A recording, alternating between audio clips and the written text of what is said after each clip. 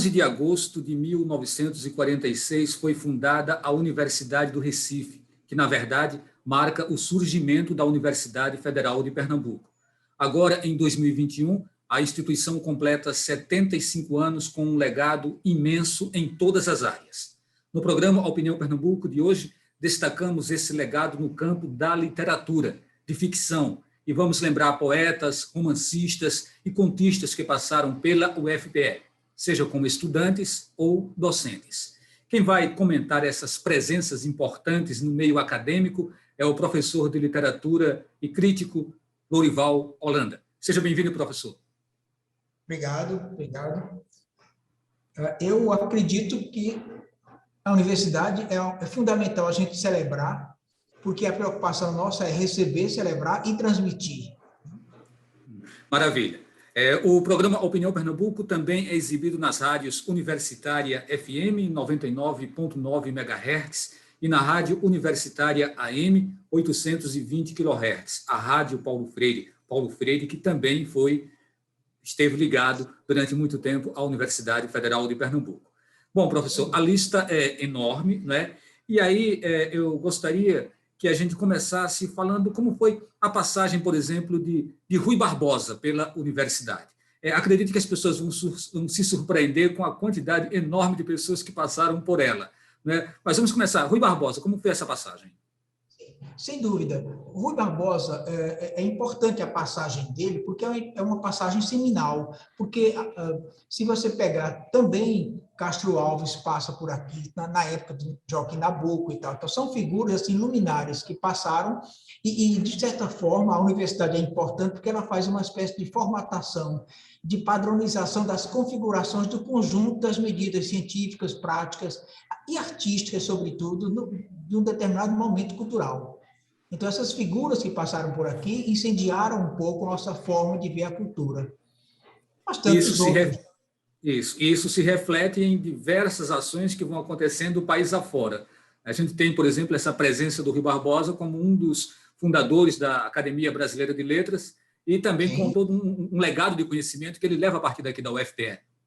Sem dúvida, sem dúvida. É um conjunto de valores, acho que necessários e pertinentes para balizarem um pouco a comunidade, tais como a alteridade, justiça, a dignidade humana, o direito dos povos, sobretudo a liberdade e o respeito às diferenças culturais. São bandeiras que a universidade vem seguindo desde o início lá, né? Então, são fundamentais. Aí nós temos umas figuras que são nossos estandartes, né? Por exemplo, Ariano Suassuna, Margarida Cantarelli, no mundo jurídico e tal, João Cabral, Evaldo Cabral de Melo, Josué de Castro, Manuel Corrêa de Andrade, quer dizer, o próprio Paulo Freire, que é muito ligado à universidade, porque é a universidade que publica Paulo Freire, como publica Miguel Arraes.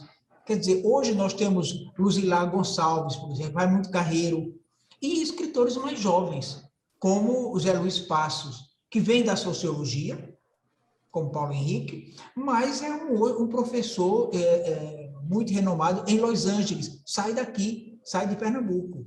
Hermílio Borba Filho, Osman Lins, enfim, os renovadores, digamos, da cultura. Eu vou puxar aqui um poema, professor, e depois a gente comenta sobre esse autor. Vês, ninguém assistiu ao formidável enterro de tua última quimera.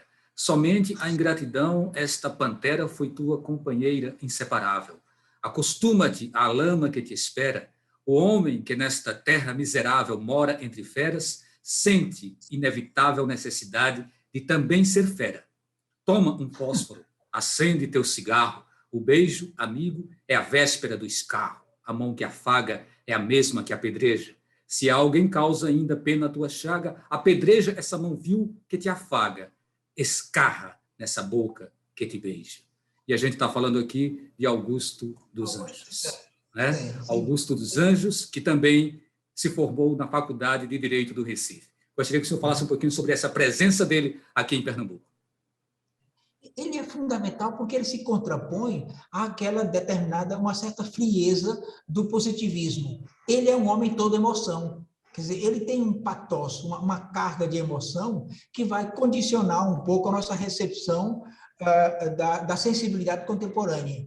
essa facilidade que as mídias trazem hoje, que as novelas trazem hoje, essa sensibilidade foi educada a partir dali, a partir de Augusto dos Anjos, certo?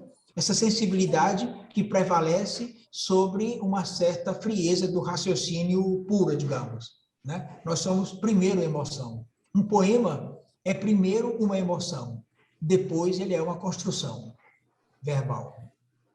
Esse nosso Pernambuco, esse nosso jeito de pensar, de ser essa raiz forte de luta, de guerrilhas, de batalhas, de alguma forma influencia esses nomes naquela literatura que vai se espalhar Brasil afora, professor? Sim, sem dúvida. Primeiro, o Pernambuco era o leão que perdeu em boa parte, depois de 17 e de 23, a Revolução Pernambucana, a gente está lembrando, né? Perdeu um pouco a juba. O leão perdeu um pouco a juba, mas não a fereza. Pernambuco se guardou sempre muito cioso da sua independência, né? Isso marcou, de forma geral, a nossa forma de ser. Quando a gente vai estudar para o vestibular, são vários os livros que nos são colocados como necessários, como fundamentais. Um deles é A Bagaceira, e a gente fala aqui de José Américo de Almeida, e ele também passou pela Faculdade de Direito do Recife, ou seja, a faculdade era o corpo docente que era muito importante, que era muito relevante, que atraía pessoas dos mais diferentes lugares, né, dos mais diferentes estados, para essa formação aqui em Pernambuco, professor. Gostaria que o senhor falasse sobre isso e sobre essa literatura que se constrói em José Américo de Almeida, a partir também dessas referências da gente. O José Américo de Almeida é, para nós, uma figura muito importante. Ele marca demais, porque o espírito, o pensamento e a cultura contemporânea vão se redefinir a partir daí, né? Então, os professores, os formadores, são grandes agentes culturais. Quer dizer, um grande livro, ele é grande na medida em que ele vai se estender, vai percutir. Então, o Cabeleira é um livro que teve uma importância muito grande no que foi percutindo nos criadores da literatura, digamos, nordestina, a partir de então. Uma reivindicação do espaço nosso. Tem um autor que não poderia ficar de fora também dessa nossa abordagem, né? O senhor fique bem à vontade para falar, eu disse que precisaríamos ser bem breves, mas pode aprofundar mais um pouco se sentir necessidade. E eu acho que nesse caso específico do autor que a gente traz agora, com certeza o senhor vai se aprofundar mais um pouco, porque ele pede isso. É um autor que tem um poema que traz na primeira estrofe os seguintes versos. Na Avenida Guararapes, o Recife foi marchando. O bairro de Santo Antônio tanto foi se transformando que agora, às 5 da tarde, mais se assemelha a um festim. Nas mesas do Bar Savoy, o refrão tem sido assim. São 30 copos de chope, são 30 homens sentados, 300 desejos presos, 30 mil sonhos frustrados. É claro que a gente está falando aqui de Carlos Pena Filho e que teve uma presença importantíssima dentro da universidade. Está com a palavra o senhor. Sem dúvida, sem dúvida. Eu gosto enormemente da poesia do Carlos Pena, porque ele é uma espécie de homem dobradiça entre a cultura portuguesa e a cultura já bem pernambucana. Ele está exatamente nesse meio caminho, ele traz uma sensibilidade da tradição, quer dizer, ele traz uma riqueza enorme e ele vai trabalhar isso em cima da poética de então, que Ariano chamava de o anjo bêbado de Recife, né? Porque, de fato, ele tem uma leveza na poesia do Carlos Pena que é, assim, considerável. Somos todos devedores dessa sensibilidade desse poeta especial. E a gente está falando aí de um pernambucano, né, que nasceu no bairro da Boa Vista e que, na academia, tinha a oportunidade de cruzar com vários outros notáveis, né, com pessoas de uma capacidade criativa enorme. E aí gostaria que o senhor falasse sobre essas interações, né, esses relacionamentos que vão surgindo entre esses grandes escritores, e até que ponto isso pode, de alguma forma, reverberar numa semana de arte moderna, por exemplo. Sim, porque já é uma presença marcante da produtividade de Pernambuco. A produção estética de Pernambuco já percute também no Rio e São Paulo, já nesse momento. né? Então, vai ser importante essa coisa.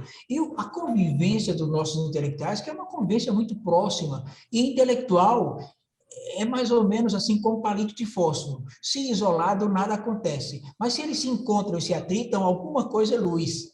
Então, é sempre esse luzir da produção que foi muito importante nessa época para Pernambuco. Não tínhamos pandemia, não tínhamos nossas cruéis individualidades suspensas. Não, era um momento em que as pessoas se encontravam. E do encontro, o encontro sempre foi fecundo para os intelectuais. Por que nós éramos polo? Porque tanta gente vinha de fora para cá. Hoje a gente tem isso muito fortalecido, mas durante um tempo a gente viu também muitas migrações, muita gente buscando aprimorar os seus conhecimentos em outras paragens, né, em outras instâncias, em outras universidades. E aqui, em algum momento também, ele foi o motivo de imigração para essa formação acadêmica, professor.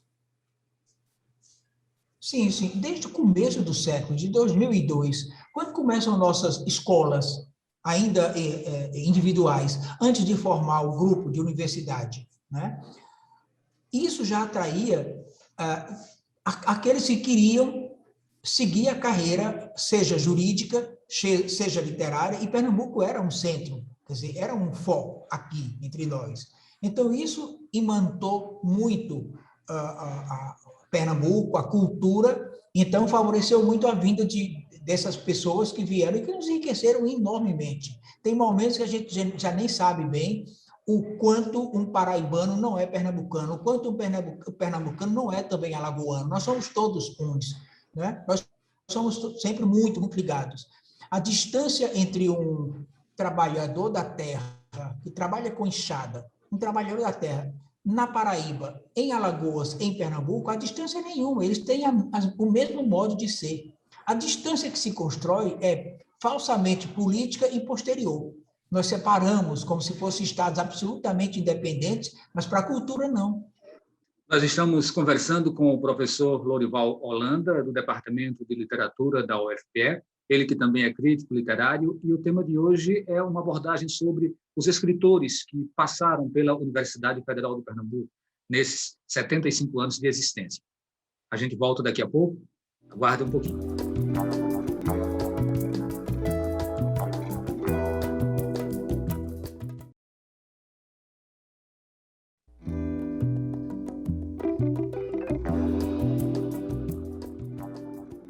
Estamos de volta com o programa Opinião Pernambuco, falando sobre a relação entre escritores brasileiros e a UFPE, que está completando 75 anos. Nosso convidado é o professor Lorival Holanda, que é do Departamento de Literatura e também crítico literário. Professor, a gente já falou aqui sobre alguns autores, é claro que a gente tem que trazer as mulheres também que contribuíram, né, com essa passagem pela universidade, seja como estudantes, seja como professoras. Mas eu queria começar esse bloco falando de um personagem que foi, de certa forma, contemporâneo da gente, né, faleceu há pouco tempo, mas que deixou também um legado muito importante para a universidade e para o Brasil como um todo, que é Ariano Suassuna, né? E aí eu tive, inclusive, a oportunidade de ser aluno de estética do professor Ariano Suassuna, né? Ele foi meu professor lá, o que era uma coisa maravilhosa. Então, assim, fica com o senhor falar um pouquinho sobre esse Ariano na universidade, esse Ariano na cultura nordestina, esse Ariano no Brasil e no mundo. Certo. Valdir, eu também fui aluno do Ariano na cadeira de estética também. Certamente fomos colegas desse mesmo período.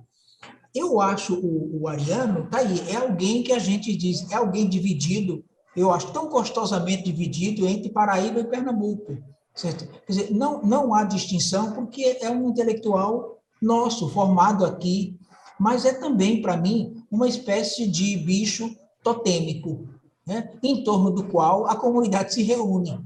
Então, ele levanta umas bandeiras ou estandartes em 70, quando a americanização do Brasil era muito forte.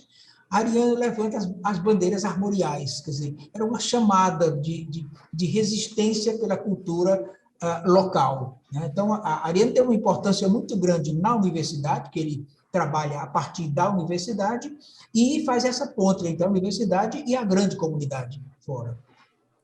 E a gente está falando aí também agora de um romancista, de um dramaturgo, né? São diferentes linguagens que a gente vê aí cruzando por essas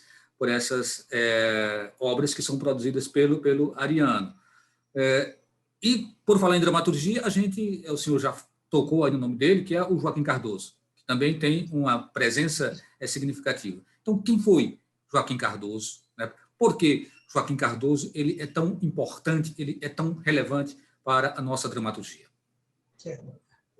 O Joaquim Cardoso ele não teve um ibope, digamos, que ele merecia, uma circulação que ele merecia, porque a poesia e a sensibilidade cientificista que tinha na poesia do Joaquim Cardoso, naquele momento era muito novo. Então, não tinha impregnação no momento em que o mais comum era uma certa romantização de amor, flor, dor e tal. A poesia dele é de uma outra contundência, certo? É de uma outra sensibilidade. Então, isso não o tornou popular, mas o tornou fecundo e fundamental para os grandes poetas a partir daquele momento. Joaquim Cardoso, nós temos uma dívida enorme com ele. Muitos desses autores que a gente está citando aqui, claro que não é o caso de Ariano, mas que passaram pela faculdade de Direito, né? Foram egressos, foram alunos da faculdade de Direito. No caso do Joaquim Cardoso, ele vem da Escola de Engenharia. Então, assim, é uma coisa mais cartesiana. Esse estar na parte jurídica ou estar na parte mais de exatas ou estar numa parte mais de humanas tem uma influência muito grande na característica da obra que emana desses autores, professor? Sim, certamente, certamente. Os meios homogêneos são sem energia. Então, se você pega alguém que trabalha nas exatas e apenas nas exatas, ou alguém que trabalha nas letras e apenas nas letras, isso empobrece um pouco. E foi um pouco o pecado da universidade, foi separar da universidade de modo geral, né? Não o Brasil só. De modo geral, é de criar, de um lado, homens de ciência e, do outro lado, homens de humanidades, certo? E essa cisão, né, como se houvesse um corpo hemiplégico, foi muito prejudicial para a cultura. Nós precisamos de cientistas que entendam de humanidade e nós precisamos também de homens de letras, mas que saibam o que está se passando no mundo da ciência, porque é o mundo mais imediato. E esses homens, essas figuras como Joaquim Cardoso fazem muito bem essa junção, né? essa convergência entre um homem de um pensamento muito racional, por um lado, e, ao mesmo tempo, vai resultar no homem de uma poética muito pensada.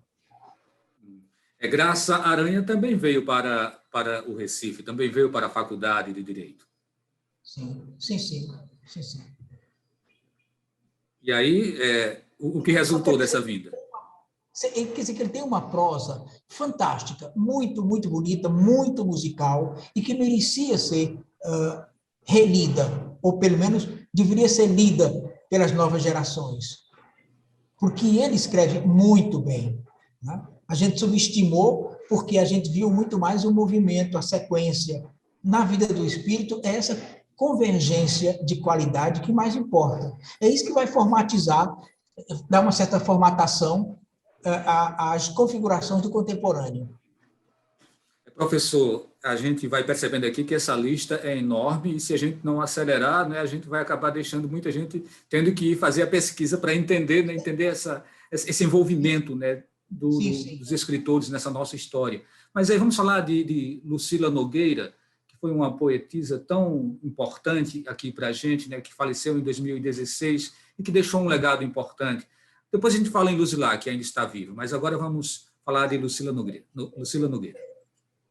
Nós trabalhamos com Lucila durante muito tempo. Eu, inclusive, devo muito, pessoalmente, devo muito a Lucila, porque praticamente foi ela quem me empurrou para a Academia Pernambucana de Letras, certo? Então, é uma figura muito, muito generosa e de uma poética muito forte mesmo, muito bonita, muito de qualidade, certo?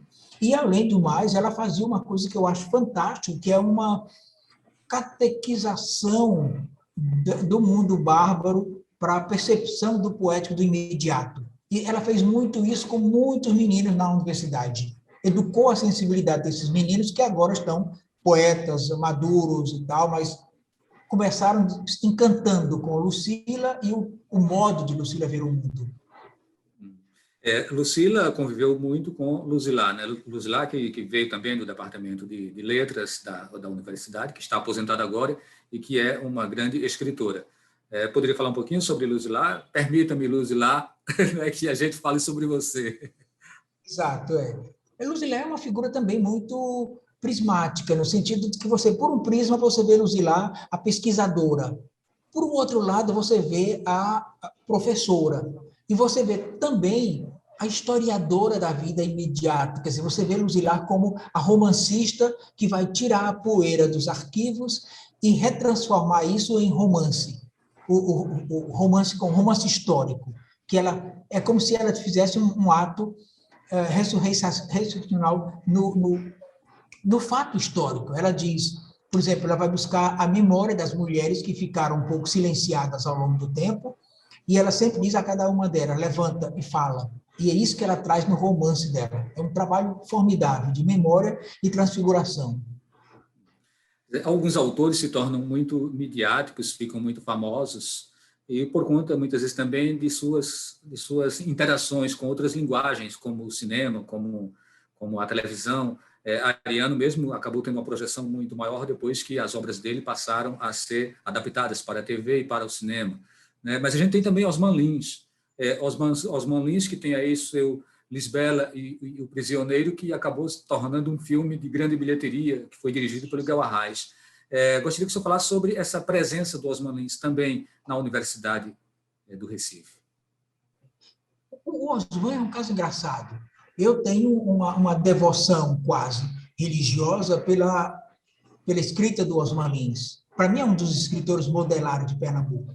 Agora, o grande público entrou na obra do Osman pela porta da cozinha. Quer dizer, é um trabalho de teatro que o Osman fez para Ariano, que vai resultar no Lisbela e o Prisioneiro, e que depois, né, vai ser tomado pela mídia, e aí todo mundo fica sabendo de Lisbela e o Prisioneiro, mas esquece que o Osman, ou desconhece que o Osman é, sobretudo, um dos renovadores da prosa poética em Pernambuco. 3 revoluções essa prosa em Pernambuco ganha, essa prosa poética. Um é com Bandeira, outro Cabral, e o terceiro é com Osman Lins, que faz a junção da poesia e da prosa. Faz a prosa levantar ao nível da poética. Tem mais 2 autores que eu traria aqui nesse momento, e aí o senhor pode falar sobre os dois de uma forma aí meio aproximada, aí, que é Mauro Mota e Marcos Accioli.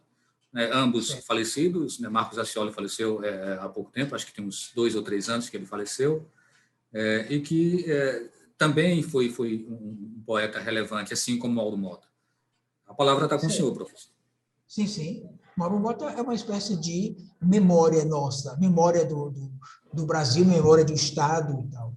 O Marcos Accioli é um poeta, sei lá, nitidamente nordestinado, quer dizer, alguém que veio para cantar com muito valor as nossas coisas culturais, né?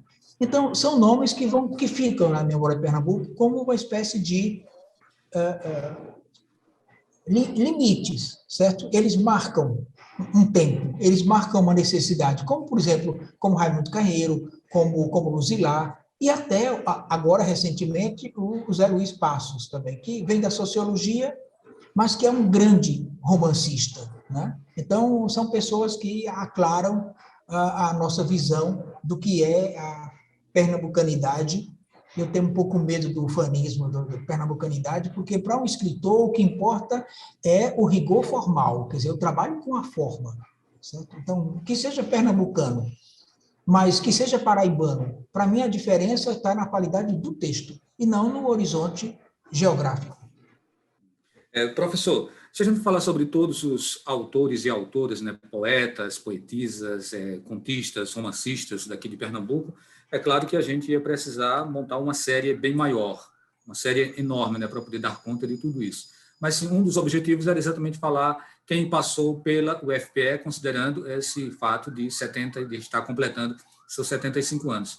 E sabemos que tem nomes ainda como Chico Sá, que é contemporâneo, né, que está vivo, né, que passou pela UFPE, Wilson Freire, que também é um poeta médico poeta, Ronaldo Corrêa de Brito, né, que é outro, você tem Sidney Rocha, ou seja, é uma safra que continua produzindo e que também tem essa ligação.